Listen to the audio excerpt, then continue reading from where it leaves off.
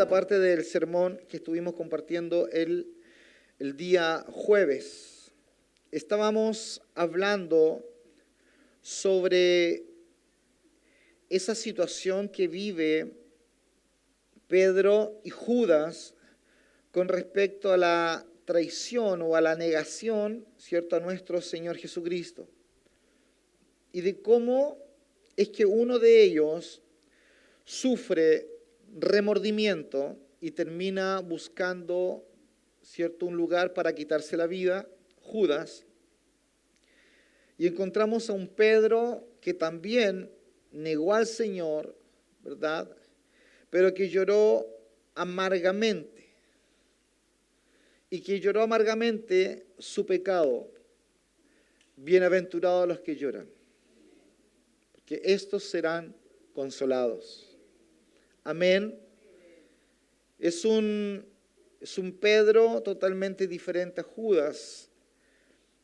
Nosotros vimos algunos versículos que demostraban la vida, ¿cierto?, o el comportamiento de Judas. Cuando dice la palabra que él estaba preocupado de que alguien no derramara un perfume porque hubiese sido, dice él, mejor vender ese perfume, tomar el dinero y darlo a los pobres. Y la Biblia dice que su interés no era ese, el interés de él era el dinero. También hay otros, ciertos antecedentes de Judas que muestran que él robaba de la tesorería del ministerio.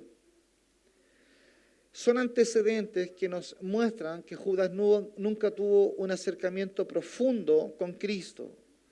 Nunca tuvo un real interés de conocer al Señor. No así Pedro. Amén. Por eso la descripción de Pedro es que él lloró amargamente, con mucha tristeza y congoja, lo que él hizo, porque él amaba al Maestro. Cuando las personas no permanecen, son personas que reciben la palabra, dice la Escritura en Marcos, capítulo 4, versos 16 y 17. Escuche bien, dice, estos son asimismo los que fueron sembrados en pedregales, los que cuando han oído la palabra, al momento la reciben con gozo. Amén, explicábamos eso, se alegran. Van al culto, van al templo y escuchan con alegría, ¿cierto?, la palabra, pero dice la Escritura, no tienen raíz en sí ellos, sino que son de corta duración, porque cuando viene la tribulación o la persecución por causa de la palabra, luego tropiezan. ¿Cuál es la persecución bíblica? La que viene a causa de la palabra. A veces hay creyentes que dicen tener persecución en su trabajo porque el jefe es de una manera o la persona que está a cargo suyo es de esta manera. Y la verdad es que muchas veces hay mucha persecución que no tiene nada que ver con tu testimonio cristiano, sino que tiene que ver con tu irresponsabilidad, porque no haces lo que se te pide o porque actúas de mala manera. Y las personas, sean tus padres, sean tus tutores, sean las personas a cargo tuyo, tienen que corregirte. Pero esto muchas veces dicen, no, esto es a causa de Cristo, porque yo amo al Señor, me ocurren estas cosas. No, hay muchas cosas que nos ocurren por nuestra irresponsabilidad. Amén. Si usted anda descalzo todo el día y come hielo y no se abriga, usted se va a resfriar. Y eso no es a causa de Cristo. ¿Me comprende? Si usted es un mal administrador del dinero y despilfarra su dinero, no es a causa de Cristo. Hay consecuencias que nosotros vamos a cosechar producto de la manera como hemos sembrado. Dice la palabra entonces, estos son los que fueron sembrados en pedregales, los que cuando han oído la palabra, al momento de la reciben con gozo, pero no tienen raíz en sí, sino que son de corta duración, porque cuando viene la tribulación o la persecución por causa de la palabra, luego tropiezan, luego se ofenden. Y observe por favor que dice que estos se ofenden fácilmente porque no tienen fundamento, no tienen raíz. Cuando no hay raíz, cuando usted no está arraigado en el Señor y no es otra cosa la motivación más que Cristo, es fácil que tú te ofendas, porque eres fácil de sacar del lugar. Usted ha visto de pronto matorrales. A mí me pasa algo muy extraño en mi casa, porque el patio de atrás está todo con cemento y de pronto en una grieta aparece una rama, hermano. Y otra más, y uno la mueve con el pie y sale la raíz inmediatamente. Hay personas que no han sido puestas sus raíces profundas en el Señor. Y repito, y cualquier cosa les ofende. Cuando usted está cimentado en el Señor, usted permanece. Usted es capaz de seguir sirviendo y avanzando en la obra del Señor. Nuestra preocupación debe ser entonces echar raíces. Sí, claro, pero ¿dónde? Dice el libro de Efesios, capítulo 3, versos 16 al 18. Y ahí quedamos el día jueves. Dice la palabra: para que os dé conforme a las riquezas de su gloria, el ser fortalecidos con poder en el hombre interior por su espíritu. Aleluya. El ser fortalecidos con poder en el hombre interior por su espíritu. ¿Quién fortalece al hombre interior? Su espíritu. Amén. El Espíritu de Dios fortalece al hombre interior, fortalece tu nueva naturaleza, fortalece al hombre nuevo. Ponga atención, dice, para que Él les dé conforme a las riquezas de su gloria, el ser fortalecidos con poder en el hombre interior por su Espíritu. ¿Qué es lo que estamos cultivando? El hombre interior. ¿Por qué cantamos alabanzas bíblicas? Porque alimentan el hombre interior. Amén. La palabra viene a alimentar tu hombre interior, no tu alma, no tu cuerpo. Es el hombre interior. Ese es el que se fortalece y hace raíces. Dice la palabra, ¿para qué? ¿Para qué alimentamos el hombre interior con el Espíritu de Dios? ¿Para qué? Dice, para que habite, verso 17.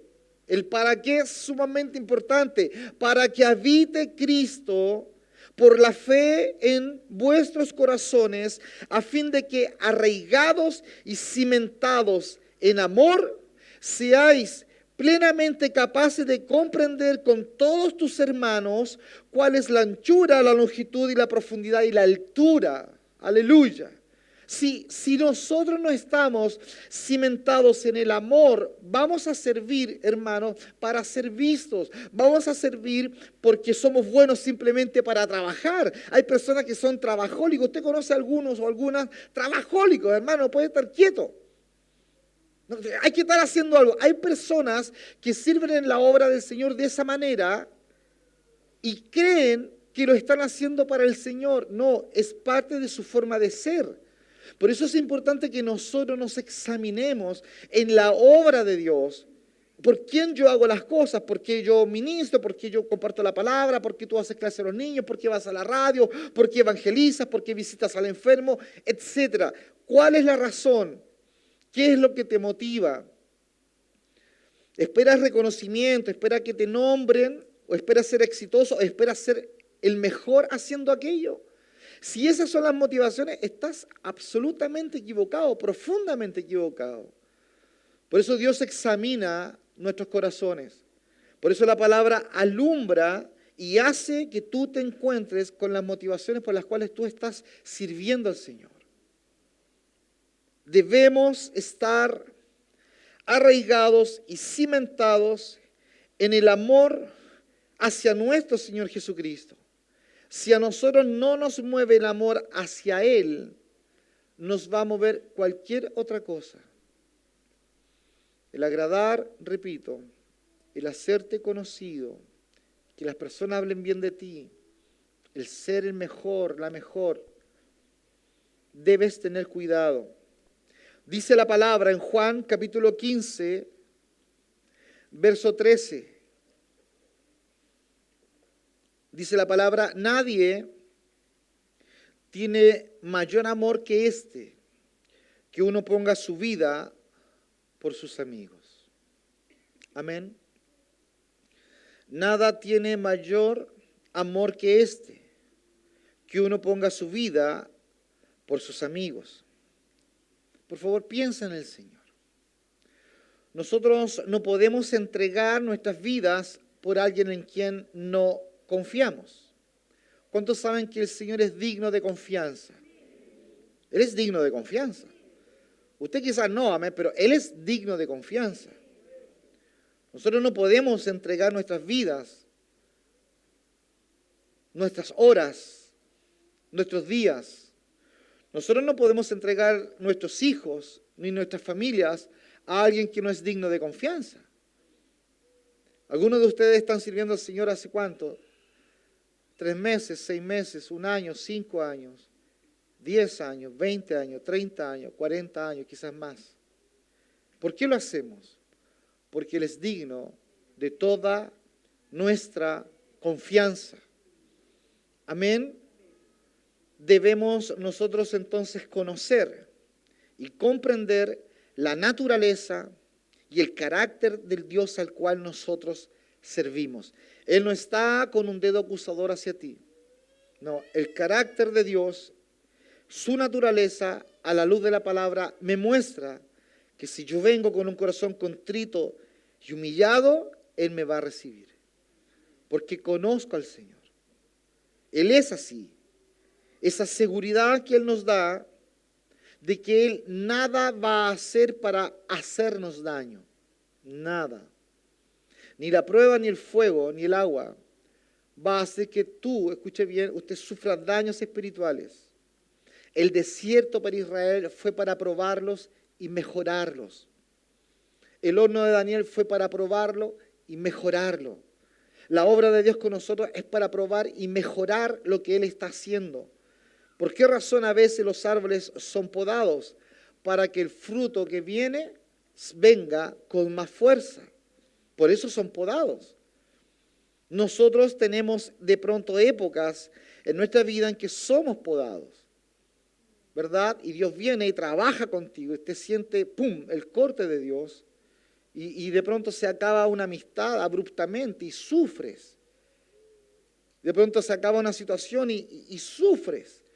Pero cuando pasa el tiempo, te das cuenta que fue bueno, que te hizo bien, que Dios, ¿verdad?, cortó, podó para que crecieras y te fortalecieras más profundamente en Él.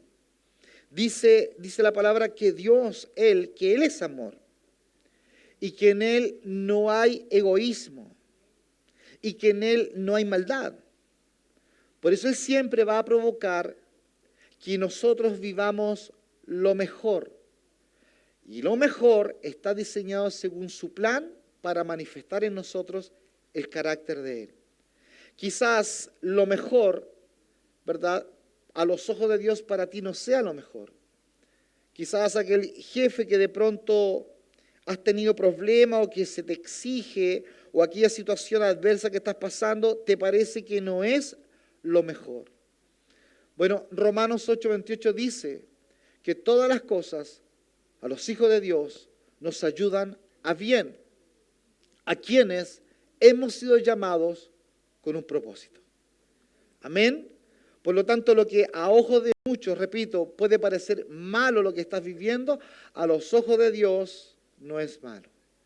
Por eso uno empieza a entender la forma en cómo Él actúa y uno empieza a entender su carácter y terminamos diciendo, Dios es de mi absoluta confianza. Él está en control. ¿Cuántos creen que Él está en control? Él está en control. Nada ha escapado de sus manos. Nada. Nada. Yo me gozaba mucho porque hablaba con los pastores de Punta Arenas que van a empezar a visitar ellos continuamente por venir. Nuestra hermana Ninfita, Arturo, Débora y a unos hermanos extranjeros que están allá también, un matrimonio y otras personas. Y yo hablaba con los pastores y les decía, chicos, ustedes fueron con planes a Punta Arenas, quizás no es Punta Arenas, quizás es un poquitito más allá. De verdad, ¿cuántas veces nosotros hemos experimentado situaciones así?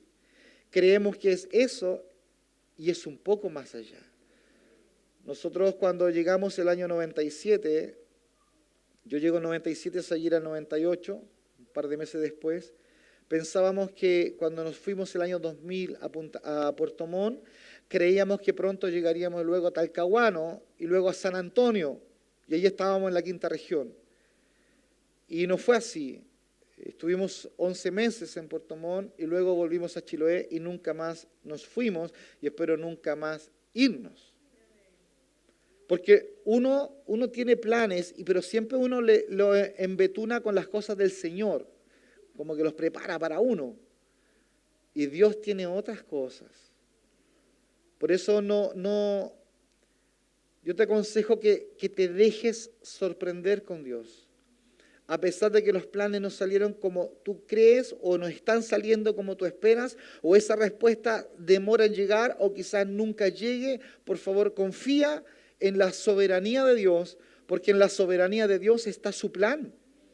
Usted corre la cortina y empieza a mirar en la soberanía de Dios y se encuentra el plan de Dios, lo encuentra. Eso hay mucha paz en mi corazón, mucha paz. Con respecto a que Ian se va a estudiar a Puerto Montt, hay mucha paz, porque los planes de Dios son perfectos, son absolutamente perfectos. Nada escapa de las manos del Señor. Él hace según su plan, no según el nuestro. Dios es perfecto. El observar entonces situaciones de nuestras vidas a través de lentes de corta distancia hace que distorsione la verdadera imagen. Amén. ¿Cómo ve Dios? Dios ve con el plan terminado. Así ve Dios. A mí me gusta mucho la experiencia, porque es una experiencia pastorearle a ustedes. Claro, un día partiré a la presencia del Señor. Y esto fue una experiencia con Dios. Ustedes tienen su experiencia con Dios. La experiencia de ver a sus hijos crecer. Amén. A los pequeños, a Yusef, al Felipe, al Yechua, al Cris. Verlos crecer, de cómo llegaron. Amén. Tengo muchas cosas en mi cabeza. De ellos, de cómo llegaron, hermanos, cuando no querían ir a clases, se afirmaban ante las puertas. Yo me acuerdo de todo eso, pero estoy esperando que tengan 16 años. Cuando se hagan los lindos, el pastor se las va a recordar.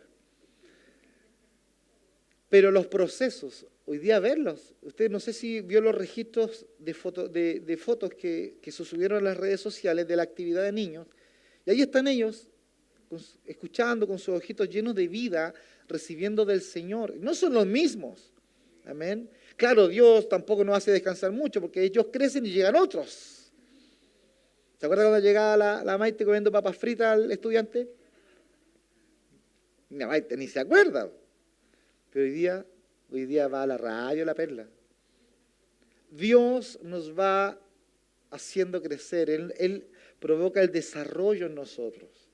Pero nosotros debemos tener, por favor, la suficiente mirada y paciencia de ver cómo Dios ve. Repito, cuando tú ves las imágenes a través de un lente de corta distancia, todo se distorsiona. Dios no es de procesos cortos. ¿Cuántos creen que Dios siempre está sanando? Dios siempre está sanando. Siempre, y nosotros no nos damos cuenta. Y estamos orando por sanidad y pasan 2 semanas, 1 mes, 6 meses y de pronto estás sano. Y tú dices ese día, oye, Dios me sanó. No, Dios te viene sanando. Él viene generando en tu cuerpo la capacidad de poder sanarse. Dios es perfecto, hermanos. Él siempre ve el aspecto eterno de lo que nosotros estamos viviendo. Siempre. Esas puertas que se cierran, ¡hey! Tranquilo, tranquila, Dios sabe, Él te está librando. Él está trabajando con tu paciencia, Él está trabajando con tu corazón. Si nosotros vemos las situaciones desde nuestro limitado punto de vista, iglesia, van a suceder dos cosas. Una, que en medio del proceso de purificación al cual Dios te está sometiendo, vamos a ser fáciles presas de la ofensa. Y nos vamos a ofender con todo. Y vamos a creer que poco menos que el mundo está en contra nuestra. Debemos tener cuidado. Sentir muchas veces que la injusticia te consume. ¡Ey! Si hay alguien que pudiera reclamar la injusticia, ese es Cristo. Amén. La única víctima de toda la historia de la humanidad es Cristo. Él es la única víctima. A veces ocurre que nosotros caminamos con cierto dejo, ¿verdad?, de víctima en la vida. O porque los hijos no nos obedecen, o porque estoy separado, o porque el dinero, y nos victimizamos. La verdad es que la única víctima, como te decía, ha sido el Cordero inmolado, el cual no tenía culpa y cargó tu pecado, y cargó tu culpa. Nosotros sí teníamos culpa. Nosotros, nuestra confesión, nuestro andar, nuestras obras, antes de conocer al Señor, sí manifiestan culpa. Lo segundo que puede ocurrir en este proceso de purificación al cual el Señor te somete, es que el enemigo puede engañarte fácilmente. El enemigo puede utilizar algo que en ese momento puede parecer correcto, pero su plan es finalmente usarlo para destruirte.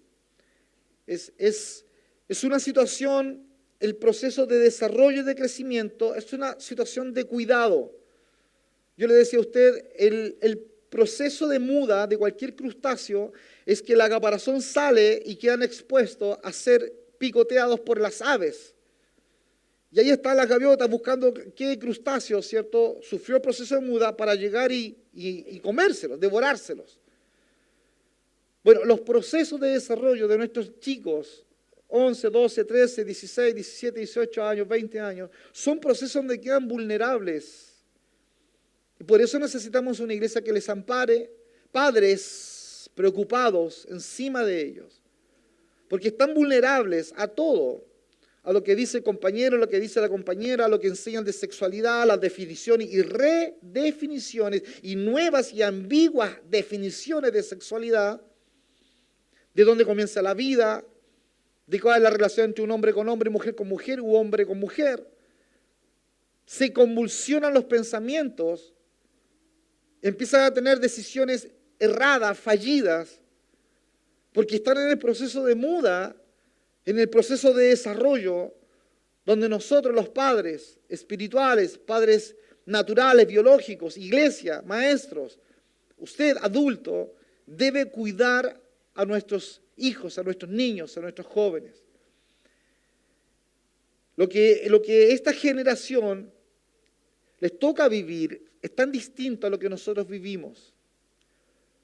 Lo que está viviendo Chile es tan distinto a lo que nosotros vivimos de aquí hacia 35 años hacia atrás aproximadamente. Hay una situación, una nueva cosmovisión de cómo las personas deben desarrollarse, relacionarse. Repito, redefinir cosas.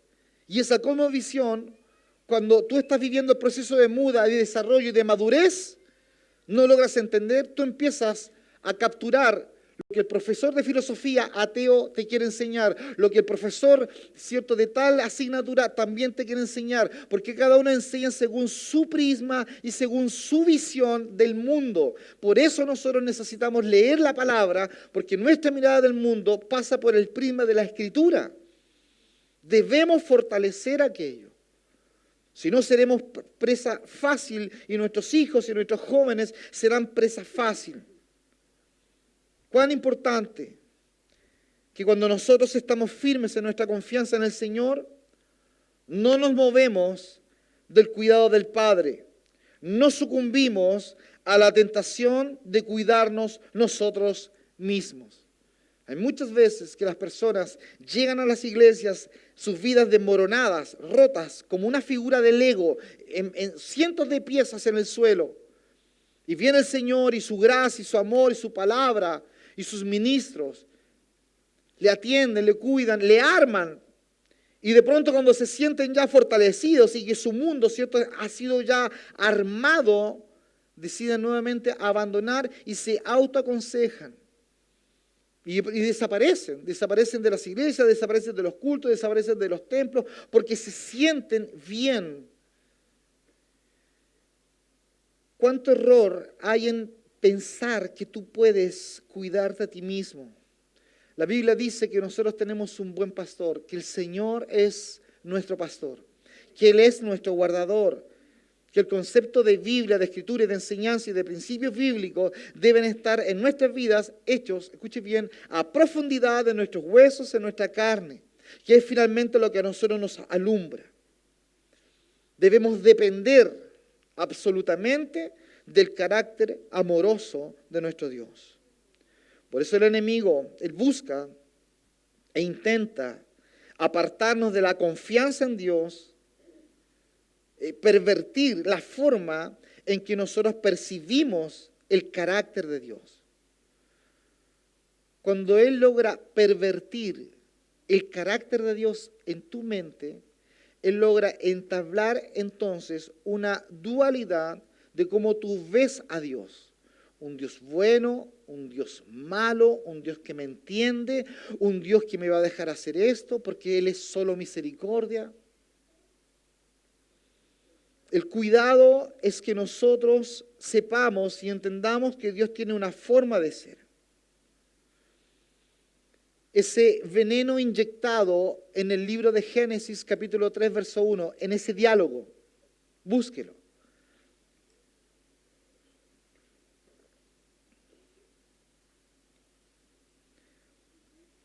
Génesis capítulo 3 verso 1.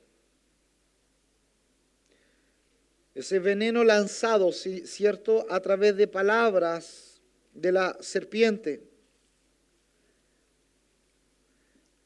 Cuando le pregunta a Eva, ¿con que Dios os ha dicho, no comáis de todo árbol del huerto?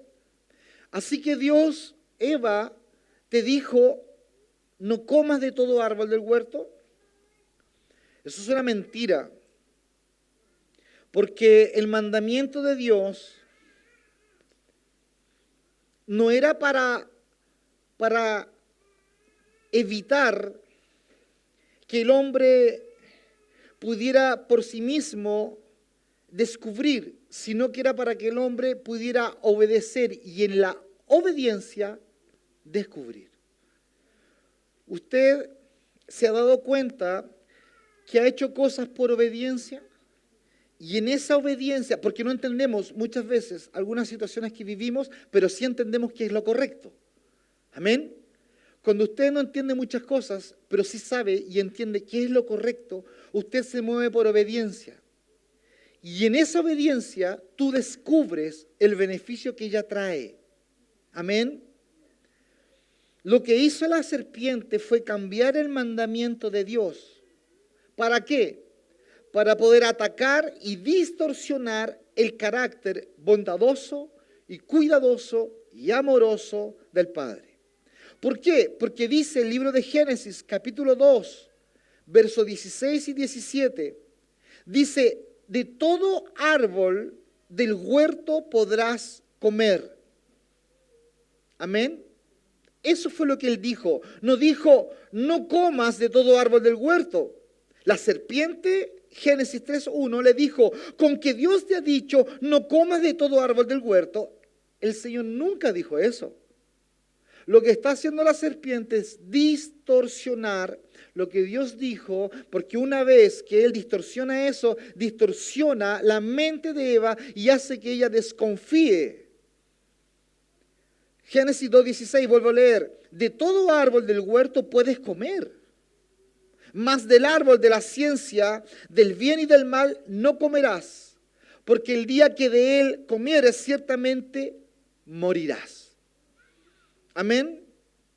¿Qué estaba básicamente entonces diciendo la serpiente? Hey, Dios está negándote todo lo que es bueno para ti. ¿Por qué te restringe de todo? Todo lo contrario. Le dijo, come de todo menos del árbol, de la ciencia, del bien y del mal.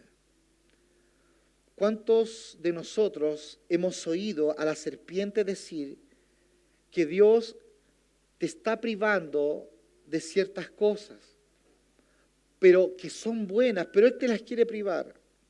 ¿Cuántas veces hemos oído eso en la boca de familiares que no conocen al Señor? Y te vas a encerrar a esa iglesia y no te das cuenta que le hace mal a tu hijo, a tu hija. Es joven, deja que disfrute la vida. ¿Acaso tú no te acuerdas, hija o hijo, a tu edad?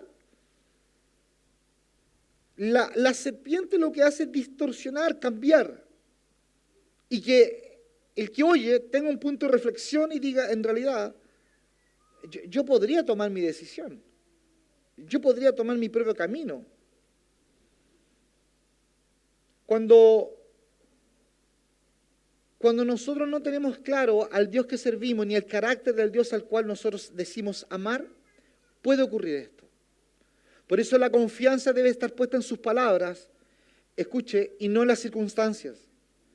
La confianza hacia el Señor debe estar puesta en sus promesas y no lo que las circunstancias me están diciendo. Porque las circunstancias, tal cual dice, son circunstanciales. Dependen del gobierno de turno, depende del clima, depende si te saludan, si te incluyen en el grupo de WhatsApp, depende si tienes wifi o no tienes wifi ese día, si vas a andar de buen humor o mal humor.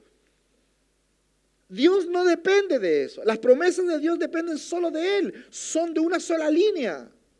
Él no cambia. Él es el mismo, dice la palabra, ayer, hoy y por los siglos. Por eso el énfasis de Dios era, puedes comer de todo, excepto porque te va a hacer mal y eso va a hacer que mueras. Ese era el énfasis de Dios. Puedes comer de todo, excepto. Él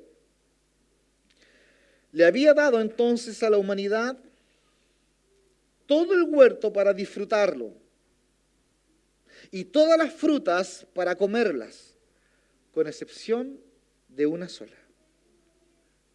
Por eso debes tú identificar a la serpiente en todo lo que tú haces.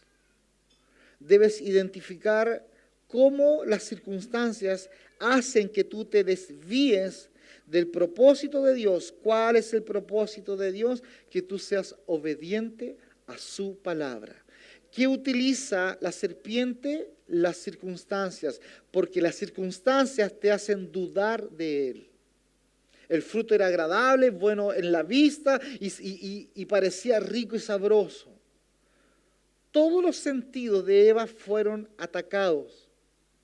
Por eso dice el apóstol Pablo que nosotros no andamos por vista, sino que andamos por fe. Es decir, no andamos por los sentidos, sino que andamos por fe. Los sentidos, repito, son circunstanciales. Hoy día la hermana, el hermano te saluda amorosamente y en la otra reunión no te va a saludar amorosamente por diferentes razones y tú puedes sentirte mal, te puedes sentir terrible, desplazado, desplazada. Y eso te va a tener todo el culto bajoneado, bajoneada, circunstancial. Debes zafarte de las situaciones circunstanciales. Por eso yo te decía hace un momento, los procesos de muda y de madurez hacen que tú quedes expuesto a esto. Cuando todo anda bien, tú no dudas, pero cuando las circunstancias se hacen adversas, aparece la serpiente. Es ahí donde debes permanecer. El enemigo siempre ha buscado distorsionar la imagen de Dios en nosotros. Siempre. ¿Por qué quieren eliminar al bebé que está en el vientre? ¿Por qué lo quieren asesinar? Porque es la imagen de Dios. Hagamos al hombre a nuestra imagen. Ese bebé que está en gestación, en la guatita de la mamá, dice la palabra que es la imagen de Dios. siempre ha sido el deseo del enemigo eliminar y exterminar la imagen de Dios. Porque siempre persiguió a la línea de Sem, porque de la línea de Sem viene el Señor. Por eso ocurre, ¿cierto?, el asesinato de millones de judíos. Porque esa línea semita, por eso se llaman antisemitas, esa línea semita había que eliminar. ¿Por qué Herodes manda a matar a sus niños? Porque había que eliminar esa línea. Siempre ha sido igual. La serpiente entonces estaba distorsionando la forma en que la mujer veía a Dios, diciéndole algo así: en realidad, Dios no se interesa por ti. ¿Qué es aquello bueno que Él te está negando? Seguramente no te ama tanto como tú pensabas. No debe ser un buen Dios, el Dios al cual tú sirves. Te priva de todo. Por eso la mujer fue engañada y creyó la mentira sobre el carácter de Dios. Ese deseo de pecar, ¿cierto?, surge precisamente porque la palabra de Dios ya no era amor, sino ley. Ya no era amor, sino ley. Y dice 1 Corintios 15:56, el poder del pecado es la ley. Amén. Ahí está la fuerza del pecado, en la ley. Cuando usted sirva al Señor, repito, por cumplir, para que las personas hablen bien de ti, para que te vean, para que alguien te nombre, para que te reconozcan, usted está haciendo todo eso en pecado. Cuando tu razón por el cual tú haces las cosas es Dios, es amor, son las raíces que Él ha puesto en nosotros. Cuando eso ocurre, escuche bien, todo lo demás pasa a segundo grado. Y la iglesia es beneficiada. ¿Cuántos son iglesia? Somos la iglesia. Cuando yo veo que la Cecilia o que el hermano Sebastián, quien sea, sirve en la obra del Señor por amor al Señor, la iglesia es beneficiada.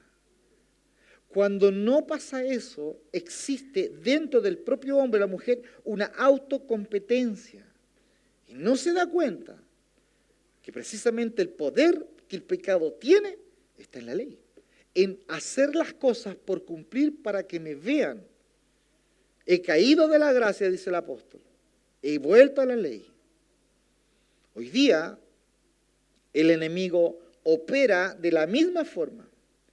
Él pervierte el carácter del Dios, este Dios Padre, delante de los ojos nuestros. Y uno puede decir, pero ¿cómo? Si es una estrategia que tiene más de 6.000 años. Así es. Pero siempre le resulta, hermano. A mí no me gustaba mucho un jugador de fútbol. Yo decía, te apuesto que iba a hacer esa misma bicicleta. Y la volví a hacer, se lo volvían a pasar y me daba rabia. Y decía, pero ¿cómo no se dan cuenta que siempre hace lo mismo? ¿Cómo no nos damos cuenta que el enemigo siempre hace lo mismo, hermano? Desde el huerto hasta ahora ha tergiversado el carácter de Dios y te hace desconfiar. Porque claro, quedaste sin trabajo, porque hay una rebelión de tu hijo, tu hija en tu casa, porque hay un problema con un familiar, etc. Y desconfías de que Dios tiene el control. No desconfíes.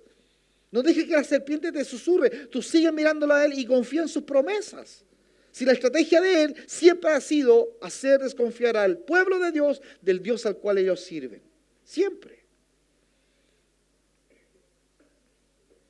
Él aborrece, el enemigo aborrece la autoridad. Él no soporta la autoridad. Ojo, en cualquiera de las señales que ésta venga. Autoridad es una persona que está a cargo de la fila del banco que le dice, Señor, por favor, por acá. Es autoridad. Autoridad es el inspector de piso que te tocó en el liceo. Autoridad son los carabineros. Autoridad son tus padres. Por eso cuando yo digo que el enemigo siempre ha estado en contra de la autoridad, no es solo Dios, sino que la autoridad en todas sus formas. Entonces hay personas que ingenuamente dicen, no, yo solo me someto a Dios, yo tengo con Él relación directa. Te equivocas absolutamente. Porque si eres un jovencito o una jovencita, tú tienes que someterte a las autoridades de tu hogar. Son tus padres. A las autoridades de esta iglesia, a la autoridad del colegio, del liceo, de la universidad. Y si eres una persona que trabaja independiente, a la autoridad de servicio de impuesto interno, a las fechas que ellos ponen. ¿Quién es libre? ¿Quién? Nadie es libre, hermano.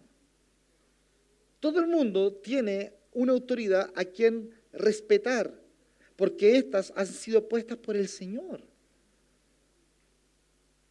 El enemigo, repito, siempre ha estado en contra de la autoridad. Por eso es algo que Dios desea restaurar. Y para restaurarla, Él comienza por su iglesia. Todos hemos tenido autoridades sobre nosotros, padres, maestros, jefes, gobernantes, que en ocasiones pueden haber sido egoístas, faltos de amor, de paciencia, etc. Como ellos son figuras de autoridad, no es difícil para el hombre proyectar su naturaleza sobre el carácter de Dios. Y si tuve un padre abusador y golpeador y me dicen, Dios es padre, tú tienes cierta resistencia porque tuviste una autoridad de esa manera. Porque si tuviste un inspector de piso, de colegio, donde haya sido, que era prepotente, grosero, y te dice, no, Dios es autoridad, tú tiendes a relacionarlo con esa autoridad que conocías.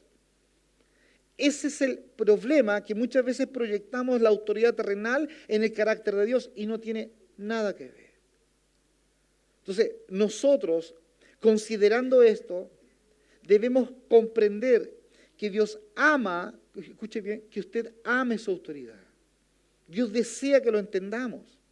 A pesar de todas nuestras experiencias, que repito, yo hablaba con alguien hace un rato, todos nosotros hemos tenido experiencias no muy buenas con algún tipo de señal de autoridad. Padres, pastores, profesores, tíos. Pero eso no significa que Dios no esté a favor de la autoridad. El enemigo, te decía, distorsiona el carácter del Padre, pervirtiendo muchas veces nuestra visión de nuestros padres terrenales. El Señor dice en la palabra que antes de que Cristo regrese, los corazones de los padres se volverán a sus hijos. Dice la palabra, Él hará volver el corazón de los padres hacia los hijos y el corazón de los hijos hacia los padres. ¿Cuántos saben que Él es un Padre amoroso? Amoroso. Quizás tu padre no fue muy amoroso. Quizás tuviste un padre que se dedicó solo a trabajar y no te dio tiempo. No te escuchó, ni siquiera se enteró de algunas cosas que viviste.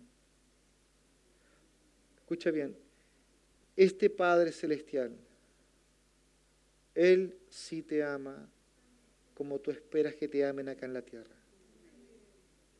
Nosotros a veces tenemos una mirada y una proyección de las personas y que estas personas vengan, ¿cierto?, a colmar, a llenar ese vaso que nosotros deseamos que sea lleno de amor, de paciencia o de esperanza. El único que puede llenar eso es Cristo. Es el único. Yo le decía a usted y yo hemos tenido tiempos de felicidad en esta tierra.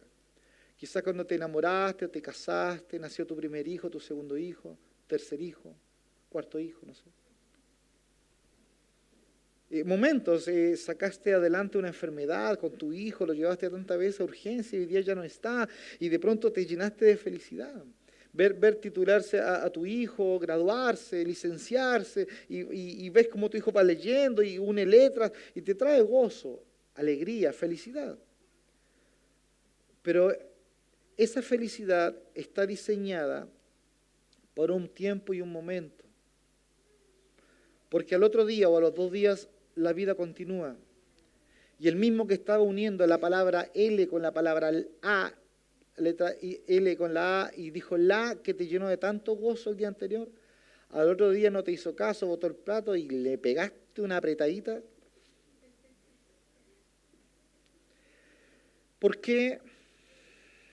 Porque la felicidad plena y absoluta está dada y enfocada sola y exclusivamente en Dios. Por eso hay personas que llegan al fin de sus días y lo único que desean es partir. ¿Verdad? Partir. Porque empiezan a ser visitados por el Señor y empiezan a tener sensaciones eternas.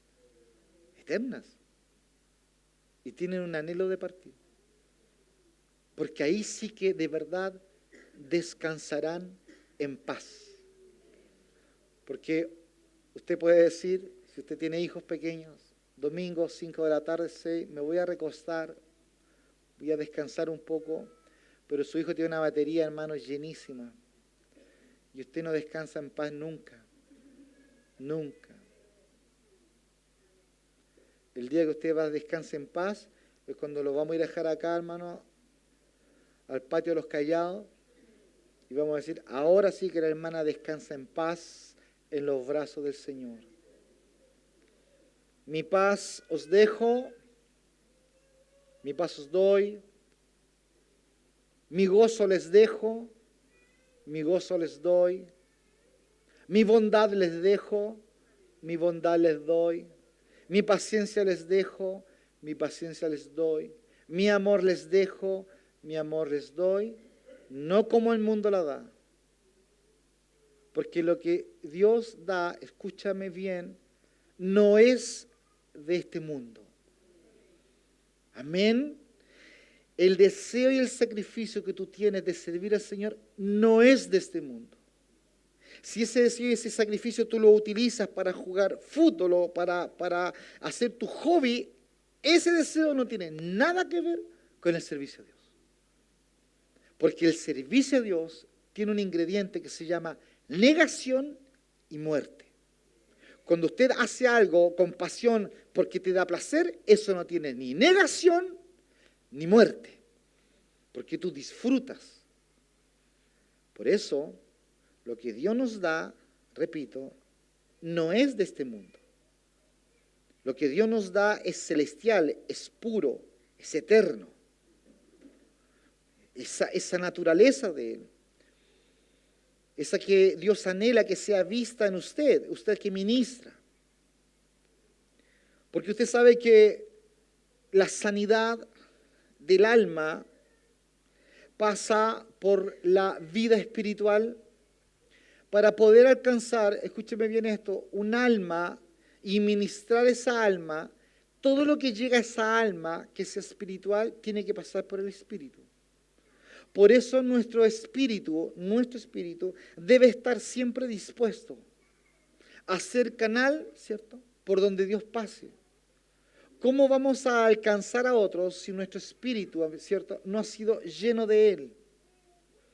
Cuando nosotros sabemos, por ejemplo, que el Señor jamás haría algo para dañarnos o destruirnos, y que todo lo que Él hace o no hace en nuestras vidas es lo mejor para nosotros, entonces nos entregamos totalmente a Él. Es entonces donde nosotros vivimos nuestras vidas con gozo delante de Él. Nos podrán faltar muchas cosas. Algunas metas seguramente en tu vida no se van a cumplir. Situaciones y expectativas que posiblemente tú ya te diste cuenta que no vas a lograr. No fuiste Miss Mundo, hermana. No fuiste Miss Mundo. No fuiste el Messi, hermano, que tú creías ser. Ya te diste cuenta que no. Hay expectativas y metas que quizás no se logren, hermano. Y lo más seguro es que muchas no se van a lograr. Por eso, el gozo que Dios pone, la paz, el amor, no tiene que ver con este mundo. Por eso usted y yo somos hombres, mujeres espirituales. Vivimos en un reino espiritual de reyes y sacerdotes espirituales, con autoridad delegada de parte de Dios, para determinar cosas y situaciones espirituales sobre otros. Somos portadores de una unción, somos portadores de un mensaje, somos portadores de una revelación, somos portadores de una verdad que transforma vidas. Eso es lo que somos, hermano. Claro, nos resfriamos, se nos puede caer un diente, podemos tener problemas, pero somos espirituales. Por eso, sabiendo esto, el enemigo, él viene y distorsiona la imagen de Dios para que tú no cumplas tu propósito. Si nosotros hemos de entregarnos totalmente al Señor y estamos bajo su cuidado, escuche bien, no te vas a ofender porque tú eres del Señor. No eres dueño de ti mismo, tú eres del Señor. Ponga por favor atención. Los que son heridos o decepcionados son quienes han venido al Señor por lo que Él puede hacer por ellos y no por quién es Él. ¿Quiénes se decepcionan? Los que están esperando que Dios haga algo por ellos. ¿Por qué se decepcionaba constantemente Judas? Porque él esperaba algo, esperaba ganancia personal en lo que él servía. 3 años y más estuvo al lado del Señor, lo mismo que Pedro, que Felipe, que Andrés. Pero él esperaba otra cosa.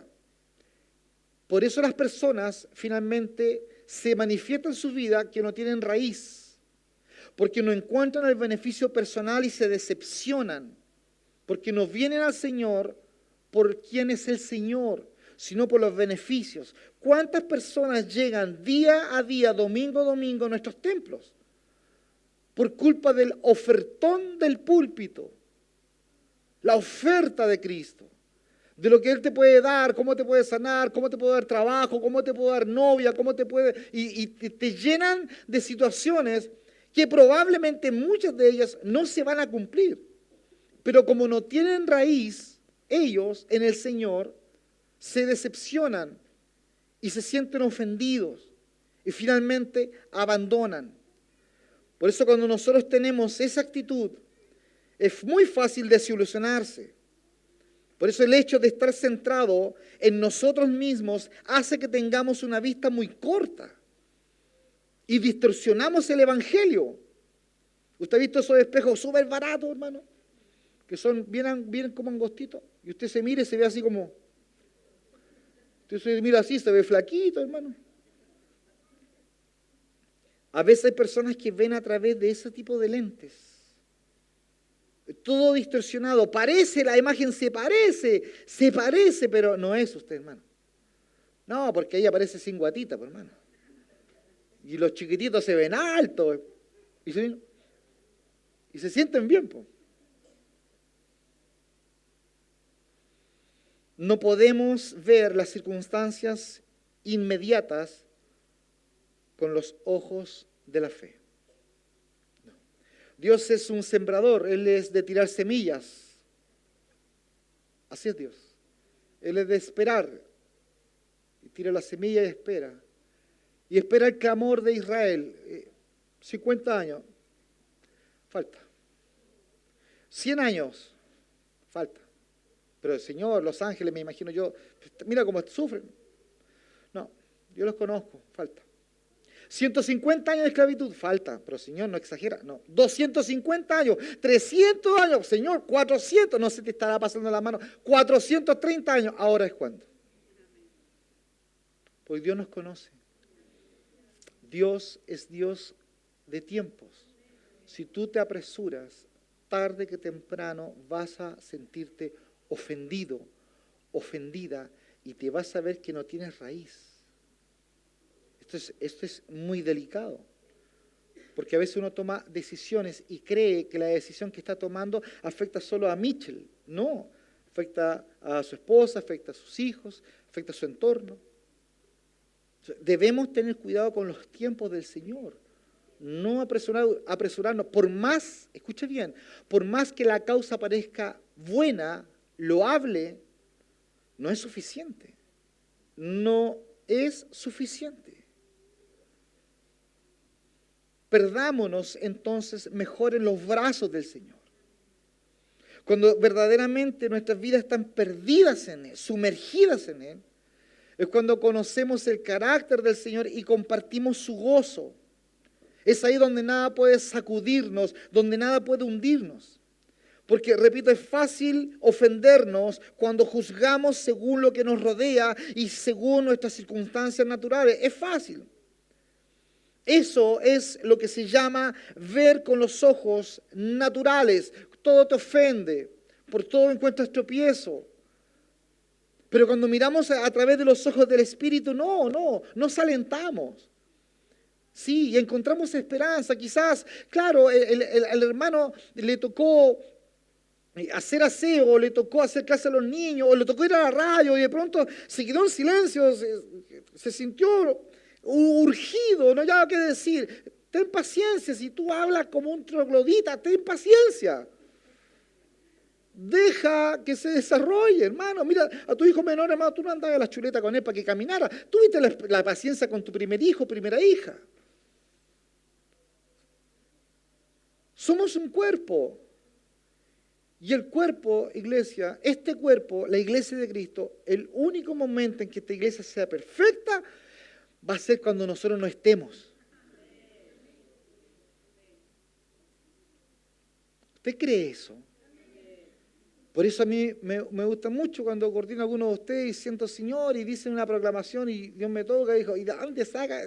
¿Qué va a ser la Rosita, el Señor nomás? ¡Ay, esa canción qué linda! ¿Y cómo este guatón Pedro saca esa canción? Amén, Señor.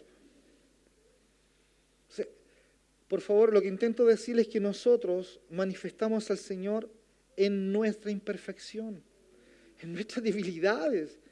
¿Cuánto quisiéramos tener más habilidades, hermano? Más habilidades quisiéramos tener. Pero si tú tuvieras todas las habilidades, serías insoportable. Por eso Dios le dio un poco a ella, un poco a él, un poco a este otro, un poco a aquel, para que cuando cada uno cumple su función, seamos todos ministrados y digamos, es el Señor. Solamente el Señor, no puede ser otro. Es la gloria del Señor en vasos de barro. Nosotros nos gusta ese concepto y el Señor lo enseña tal cual. Somos vasos de barro, pero nosotros lo romantizamos. Oh, el vaso de barro que tiene, el vaso de barro, hermano. Puro condor el vaso de barro, hermano. Puros errores tras errores, tropiezos tras tropiezos. Si el vaso de barro, Dios mandó a buscar barro precisamente porque es insignificante. Porque lo significante está dentro. Es lo que honra al vaso. El vaso dice, pero ¿cómo es posible que esto esté cayendo dentro de mí? Este elixir, este de olor grato, ¿cómo es posible que yo lo contenga? Y el olor le dice, date por pagado. ¿Me entiende usted? El burro dice, ¡ay, mire cómo me aplauden cuando estamos entrando a Jerusalén! ¡Hosana, Hosana! No era el burro, era el que iba arriba, hermano. ¿Cuántos burros dicen amén? ¡Amén! He hecho como 10 veces eso el año pasado. Pero es así, es así. Él nos honra y pasa por nosotros y Dios usa. Por eso no te quedes con la figura del hombre usado por Dios, la mujer usada por Dios. Quédate con la figura de la imperfección y de cómo este Dios grande pasa por tanta imperfección.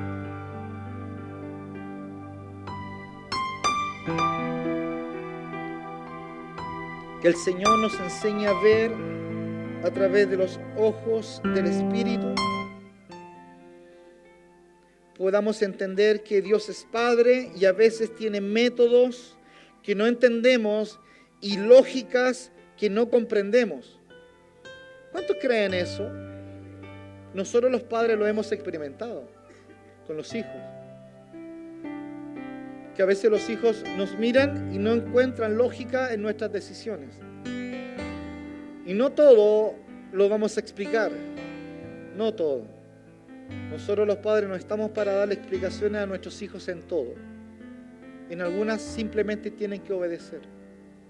Y cuando ellos crecen, sacan sus conclusiones y dicen, oye, tenías razón, papá. Bueno, Dios está anhelando que tú crezcas y que digas, tenías razón, papá. Desarrollarnos, crecer. Salir de ese estado de inmadurez, que no pasa necesariamente por la edad, ¿verdad? A veces nos encontramos con jovencitos, jovencitas bastante maduros para ver la vida a pesar de la corta edad. Y nos encontramos con viejotes y viejotas que son bastante inmaduras a pesar de la edad.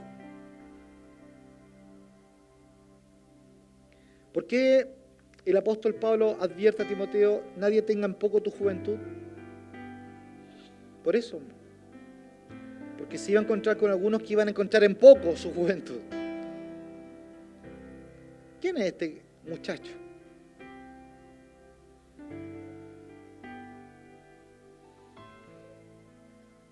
Que nuestro Padre Celestial haga profundas raíces en nosotros. Que podamos decir: Señor, en ti confío, aunque no comprendo. Mire, Hebreos capítulo 11, verso 35 al 39. Búsquelo. Hebreos capítulo 11, verso 35.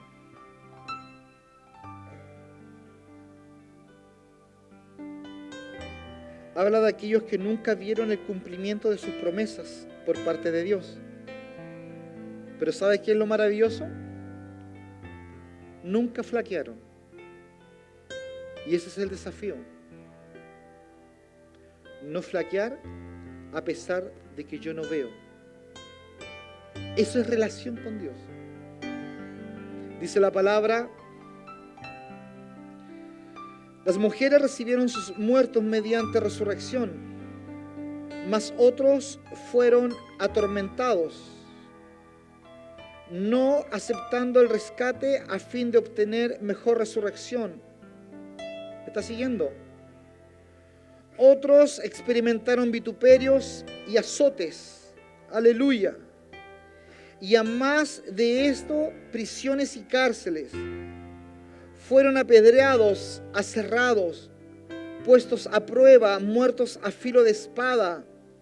Anduvieron, dice la palabra, de acá para allá, cubiertos de pieles de ovejas y de cabras. Pobres, angustiados, maltratados, de los cuales el mundo no era digno, errando por los desiertos, errando por los montes, errando por las cuevas y errando por las cavernas de la tierra. Y todos estos, aunque alcanzaron buen testimonio mediante la fe, no recibieron lo prometido.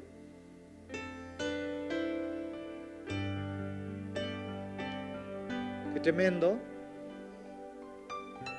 Ellos habían decidido que Dios era el único que podía satisfacer su vida interior, sin importar cuál fuera el costo.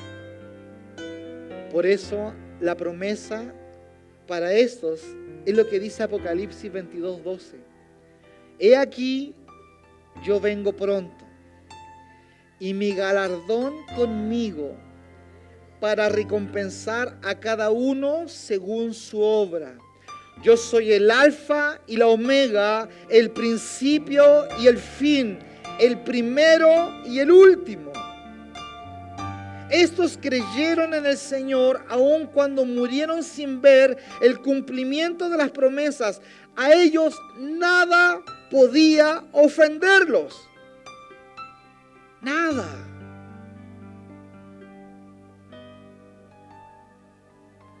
Oh alma mía, tú dijiste al Señor: tú eres mi Señor. No hay para mí bien fuera de ti. El Señor es la porción de mi herencia y de mi copa. Tú sustentas mi suerte. Las cuerdas me cayeron en lugares deleitosos, y es hermosa la heredad que me ha tocado. Den un aplauso al Señor. Póngase de pie.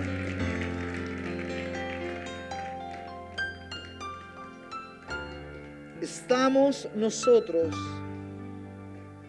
arraigados y cimentados en Él.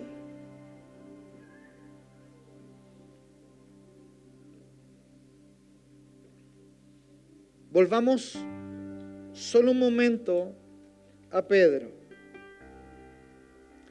Un Pedro parado junto al lago de Galilea,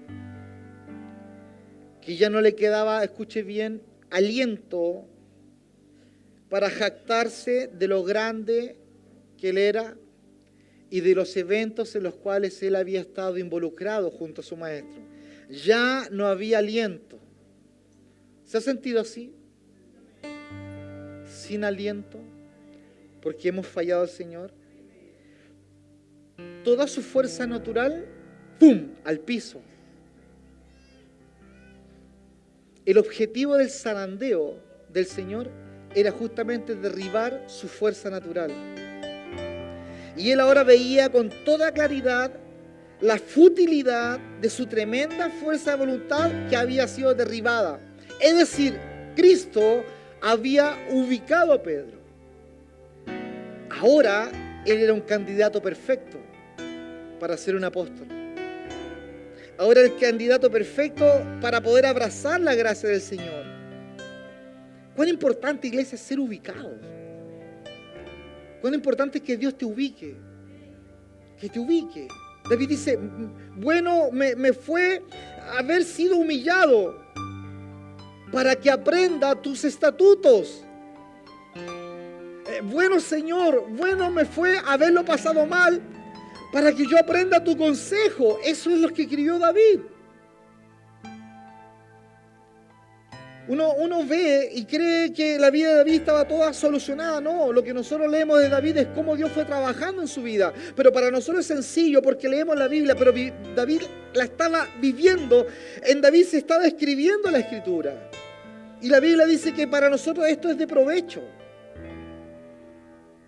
Por eso, por favor, hoy día vístase de humildad. Pedro había sido zarandeado casi hasta el punto de caer. Y sabemos esto precisamente por el mensaje que el ángel del Señor le da a María Magdalena. Dice la palabra en Marcos 16:7, pero id, decid a sus discípulos y a Pedro. Amén. Porque podría haberse encerrado el mensaje simplemente diciendo, pero id y decid a sus discípulos que Él, cierto, va delante de ustedes a Galilea, pero no fue así el mensaje. Dice la palabra que dice el ángel, pero id, decid a sus discípulos y a Pedro, porque Pedro se sentía morir. El ángel tuvo entonces que señalarlo a él especialmente, porque Pedro estaba a punto de naufragar, pero Dios continuaba teniendo en él un fundamento. ¿Cuál era el fundamento? Mateo 16:16. Tú eres el Cristo, el Hijo del Dios viviente. Una revelación te sostiene como Tarzán de una liana, hermano. ¿Usted nunca se discipuló con Tarzán? Cuando él tomó una liana y en esa va agarrado, lo único que le quedaba a Pedro era eso. Él tuvo un encuentro con el Señor. Por eso la esperanza para nosotros que estamos en la casa del Señor con respecto a nuestros hermanos que se han alejado, que se han apartado, jóvenes, es que precisamente Dios un día se les haya revelado. Porque si Él se les ha revelado, está la esperanza de que Dios sople sobre ellos. Vamos a orar al Señor. Padre, te damos gracias. Porque a la luz de tu palabra, Señor, tú no solamente perdonaste a Pedro, sino que lo restauraste.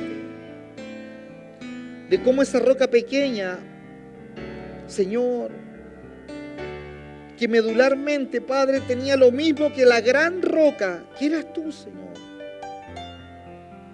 De cómo las pruebas, Señor, los fueron dejando al descubierto en sus fuerzas naturales. Y poco a poco, Señor, Él fue abandonando este Pedro para ser, Señor, transformado a lo que tú querías. Hoy día, Señor, ya no miramos a Pedro. Hoy día nos miramos a nosotros y oramos, cada uno de nosotros, con la intención y el deseo que nuestras fuerzas naturales, temperamento, ánimo, fuerza de voluntad, sean derribadas y que todo el servicio que nosotros hagamos sea en tus fuerzas y en tu ánimo y en tu pasión. Que no busquemos la aprobación del hombre, sino la tuya, la cual es perfecta. Tu aprobación sí es perfecta. Porque si, Señor, enfocamos nuestra vida, nuestra mirada en tu aprobación, nuestra iglesia va a ser bendecida. Tendremos ministros maduros, sirviéndote a ti, Señor, y no al hombre. La iglesia va a ser tremendamente beneficiada. Enséñanos, Señor, enséñanos a mirarte a ti, Señor, como el único blanco perfecto del cual debemos nosotros tener cuidado. Padre, muchas gracias. Gracias por ministrarnos, por hablarnos y por ubicarnos. No queremos, Señor, dañarnos los unos a los otros. Todo lo contrario, queremos edificarnos.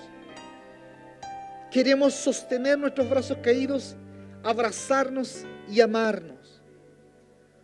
Padre, prepáranos para participar de esta cena. Prepáranos, Señor, prepáranos.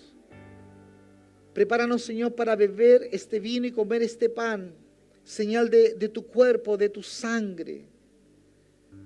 Padre, muchas gracias por tenernos aún en cuenta. Somos, Señor, tus hijos. Aleluya. Den un aplauso al Señor. Vamos, por favor, a correr las sillas a los lados con mucho respeto y cuidado mientras adoramos al Señor.